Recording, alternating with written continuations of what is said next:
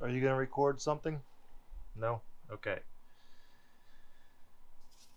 Logitech G733. Cool RGB gaming set with super ultra clear mega fantastic detachable microphone. Neato. Alright. What is this? So this is one of LG's newest entries into the gaming headset market. Why do I keep saying LG? I've said LG like a million times. I have a couple LG TVs, so apparently Logitech has become LG. That's not true. Logitech is still Logitech, and I am not aware of any mergers between the two. So, Logitech has released the G733 headset, which is the bigger brother to the G335 headset. What's the difference? Well, one is weight. 278 grams, 240 grams. I mean, 240 grams. Like this weighs nothing. Right? I've eaten sandwiches that weigh more than this. One of the things that comes along with lightweight is, of course, comfort. These are incredibly comfortable headphones. I have worn these for over 10 hours and listened to music, played games. They are a fantastic, fantastic, comfortable headphone. Also purchased along with these at the same time was the SteelSeries Arctis Pro. Another great headset, however, not as comfortable.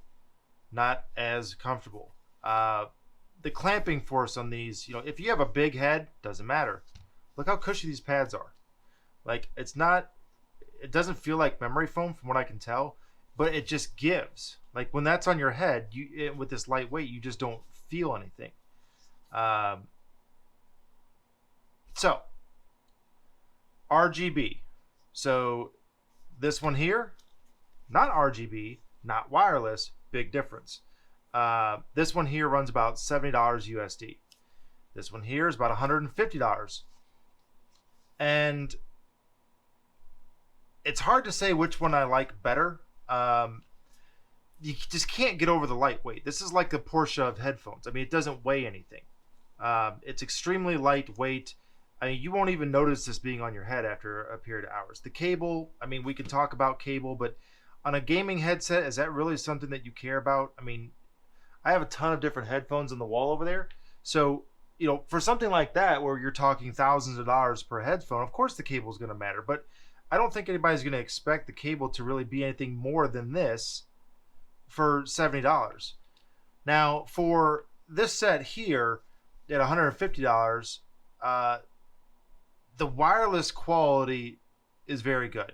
I have multiple sets of headphones that are much more expensive than this, and you really have to search for where that additional benefit is coming from. You have to look, and pay attention. And I guess if you're that type of person that cares about that kind of thing, where you're going to listen to every single intricate detail, I mean, that's not really what this is for. That's not the market this is aimed at. These headphones are aimed at a person who has a modest budget, wants something that looks cool, potentially matches other RGB things on their desk, and just wants comfort and a good quality sound. Now, for games, let's talk about for games, and we're going to talk about for music. For games, these are overall a very good set of headphones. You can detect, where things are coming from. Is this going to win you the next sniper match because you can hear somebody's footsteps? Maybe, if you have the volume turned up loud enough. But that's something that's probably better left to something that caters specifically to that, such as like a set of Turtle Beaches. The audio quality on these is very good. Part of the audio quality, I know this isn't related directly to the sound, again, going back to it, is comfort. If I have a great set of headphones, and I'm talking to you, Grado, if you've never heard of Grado headphones, if you've ever worn a set, then you completely understand what I mean by this. Sound great, feel god-awful. Actually, I have a set of these Grado Hemps right here that have been modified just to not feel like crap. Review on those later. Like, comment, subscribe. However, part of the audio quality is just having these be comfortable on your head. It's part of the total experience of these headphones. I'm going to go ahead and plug this in.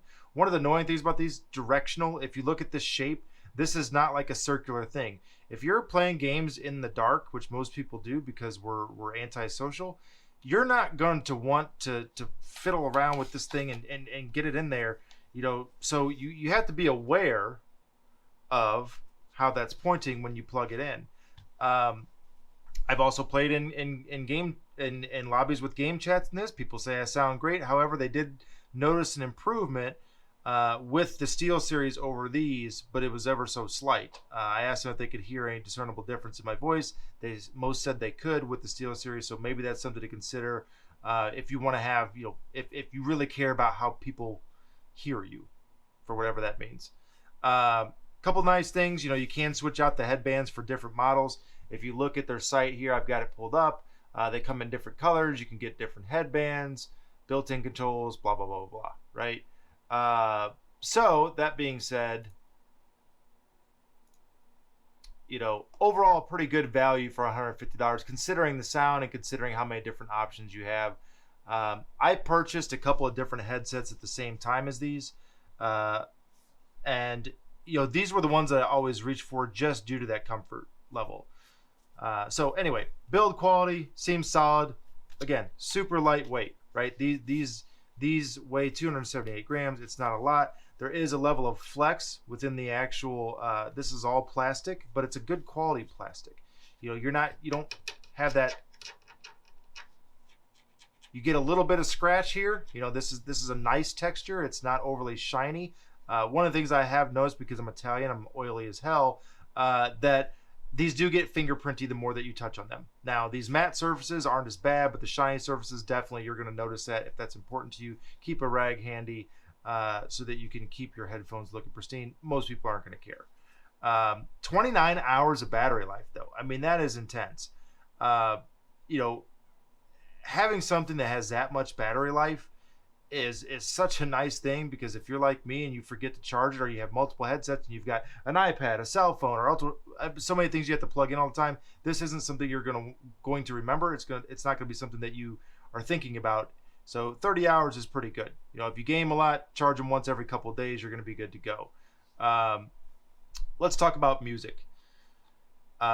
One thing I was surprised by these is how well they actually handled music. I was listening to Tidal, and for music quality, they were great. I've got headphones that cost $300 to $400, and these sounded pretty good in comparison to those.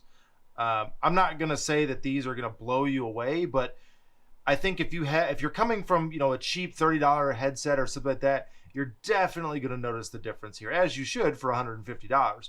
I don't think that they put all their money into the RGB. Obviously, I'm sure that's a factor. Wireless is always going to be a factor too. Again, we go from $150 from $70 here for this set. But again, these sound really excellent given the price point. Listen to Pink Floyd, or listen to Nirvana, or some rap, or some R&B, whatever your tastes are, EDM.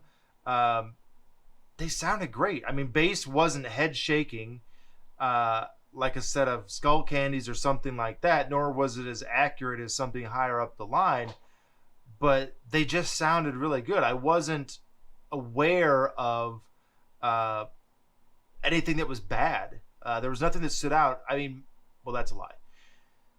There was one thing that stood out in the sense that they were there was a ever so slight veil, it seemed like, almost like if you were listening to your music through like a set of like dryer sheets or something, or I don't know, something like that. It was there, but it wasn't as clear as other headphones that I have. But again, I think that's completely to be expected, given that these are not a music first headphone. They're $150, not $1,500, not $3,000 on up. Again, I don't think that anybody's going to have any problems with these. One of the things that I do like about these is how simple the controls are. We have a USB-C charging port. We have a power button. We have a volume knob, which is not some clicky buttons. It's simply scroll up or down. You can see that on my keyboard, it's going, or excuse me, on my monitor, it's going up or down based upon this control. And to turn your mic on or off. I mean, that's simple. Again, I have a lot of different headphones, and for these, having 3 buttons, it's super nice just to have that simple functionality. I don't have to remember where things are. I don't have to remember what each button does, because there's only 3 of them to remember, right? So again, anybody that's looking for a good headset, I honestly think based upon other headsets that I've owned, different sets of Razors, Astros, the A10s, the A40s, the mix amp's going to add a little bit more, but again, overall value, I think these are one of the best sets you can get for $150. If you disagree with me, tell me why. If you think there's a better set for the money, let me know, and I will go out and get them and review them. Full disclaimer here, every headset that I review on this channel is purchased by me. Nobody sends me headphones. None of these are paid product placements. All these headphones that I review are bought by me with my own money, so that way you will never receive any bias. So let me know what you guys think. Like, comment, subscribe. I will see you next time.